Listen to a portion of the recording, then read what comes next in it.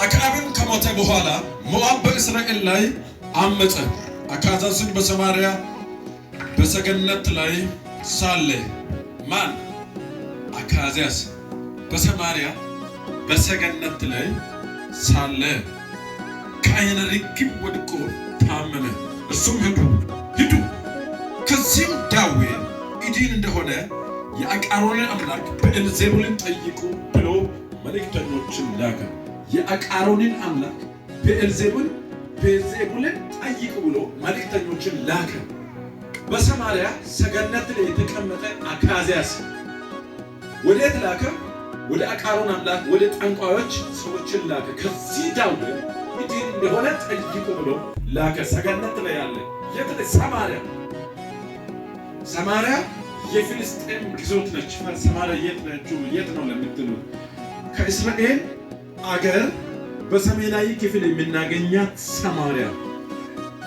በዚያ ላይ ሰገነት ላይ አንድ ንጉሥ ነበር አካዝያስ የሚባል። አክዓብ ከሞተ በኋላ ነግሶ የነበረው አካዝያስ በሰማርያ በሰገነቱ ላይ ከዓይነ ርግብ ወድቆ ታመመ። እርሱም ሄዱ ከዚህም ደዌ ይድን እንደሆነ የአቃሮንን አምላክ ብዔልዜቡልን ጠይቁ ብሎ መልእክተኞችን ላከ።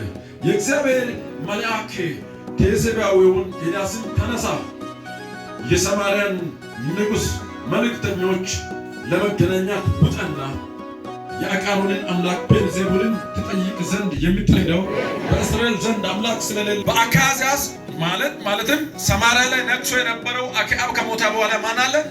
አካዝያስ ምን ላይ? ሰገነት ላይ ሹመት ላይ ምን ሆኗል? ከዓይነ ርግብ ተመቷል፣ ታሟል።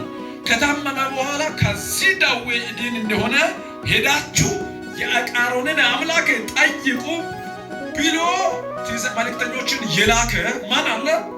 አካዝያስ የሚባል የሰማርያ ንጉሥ አለ። ሁለት ነገር አስታውሱ። አሁንም ሁለት ነገር። አሁንም ስንት ነገር?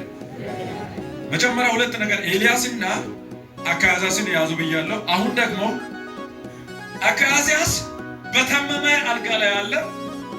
ኤልያስ ጨርሰን ስናነብ ይገባቸዋል። እግዚአብሔር ባስቀመጠው ተራራ ላይ አለ።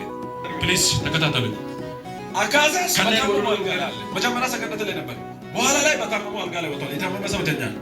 በመቀጠል ደግሞ ኤልያስ እግዚአብሔር ባስቀመጠው ተራራ ላይ አለ። ሁለት ሰዎች በሁለት ነገር ላይ አሉ። የሰማርያ ንጉሥ በሕመም አልጋ ላይ አለ። የሰማችሁ ነው። ኤልያስ በጸሎት ተራራ ላይ አለ። ራቲያ በምን ተራራ? በጸሎት ተራራ። ስንት ሰዎች ናቸው? ሁለት ሰዎች ናቸው። በሁለታቸው መካከል ከእግዚአብሔርና ሰይጣን ጠሪዎችና እግዚአብሔር ጠሪዎች አሉ። በእነዚህ ሰዎች መሃል ሁለት ነገር ሆኗል። ምን ሆኗል? እንከታተል። በጥብቅ በጽሞና ተከታተሉ። ከዛስ እግዚአብሔር ለኤልያስ ለቴስብያዊው ኤልያስ ለእናንተ እግዚአብሔር ተገለጠ። እግዚአብሔር ተቀባችሁ ላይ ላለ ሰው እግዚአብሔር ዛሬ ይገለጣል ብለስ ምን እያለ ነው ተገለጡ? አሁን ስሙኝ። ሂድ ለአካዝያስ መልእክተኞች እንዲህ በል፣ እያለፉ ናቸው። አካዝያስ ልኮ እያለፉ ያሉ መልእክተኞች አሉ። መንገድን ቅደም፣ ከፊት ውጣና እንዲህ በል፣ በእስራኤል ዘንድ አምላክ ስለሌለ ነውኒ ወደ አቃሮን አምላክ የምትሄዱት በል። በላውን እናንተ መልእክተኞች ስለሆናችሁ ተመለሱና ለአካዝያስ ለራሱ እንዲህ ብላችሁ ንገሩት። ምን እንበል? ከወጣይበት አልጋ አትወርድም በሉት። ከወጣይበት አልጋ ምን አትወርድም በሉት።